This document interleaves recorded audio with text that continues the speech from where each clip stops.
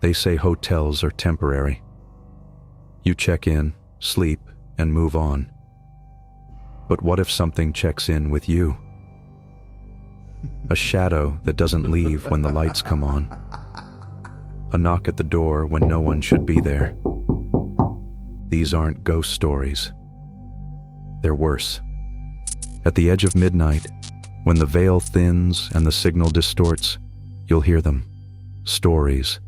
Forgotten, fractured, or never quite real. Whispers wrapped in static, echoing through time and code. Welcome to the glitching hour. Subscribe if you're not afraid of what slips through. Room 313 wasn't ready. I was traveling for work, small town, middle of nowhere. The hotel looked outdated, but decent enough. The woman at the desk barely looked up when I checked in. She just said, "Room 313, top of the stairs, end of the hall." As soon as I stepped inside, something felt wrong. The room was cold, too cold for summer. The kind of cold that feels like it's alive. I took a shower, turned on the TV, and laid down. By 1 a.m., I was half asleep when I heard a soft click. The closet door had opened. Just a few inches. I got up, closed it, and wedged a chair in front. 10 minutes later, thump. The chair had moved. Just a little, but enough.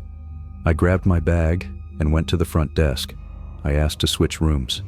The woman blinked. "We don't assign 313, she said. "That room's closed. Been closed since March." She showed me the screen. My reservation said room 208. My keycard? It had 313 written on it, in pen. The man in the window. I was 17, end of the school year. My best friend and I booked a cheap motel for a weekend getaway, one of those places where the doors face the parking lot. We were in room 105, ground floor. That first night, around midnight, I got up to use the bathroom. As I passed the window, I saw him. A man, just standing there, not moving, not blinking, just staring through the glass. I whispered to my friend. She looked. He was gone. The next night, same time, midnight, he was there again. Closer, face pressed against the window. We called the front desk.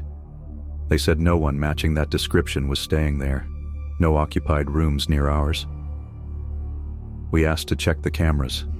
The clerk hesitated. That footage was corrupted, both nights. Later they emailed us a single screenshot. You couldn't see much, but in the upper right corner of the frame, a handprint, pressed to the glass, too high for either of us to have reached. Please do not disturb. I was on a solo road trip. One of those get away from it all kind of journeys. I pulled into a motel off the highway. No name, just vacancy. The room was plain, smelled like lemon cleaner and mildew. I put the do not disturb sign on the knob, locked the door, fell asleep fast. Around 3:40 a.m., I woke up. The do not disturb sign was gone. I found it sitting on the inside table, as if someone had set it there. Then, footsteps. Upstairs. Only, there was no upstairs. I reached for the phone, static. My cell, no bars. A loud thud came from directly above the bed. I stayed under the covers until daylight. When I checked out, I asked the clerk, "Do you have a second floor?" She laughed. "Nope, never have." But as I got in my car, I looked back. Above room 4 was a single window. It was open.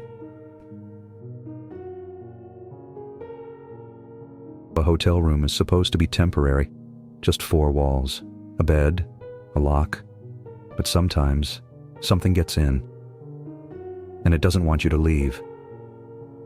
This was the glitching hour Sleep well.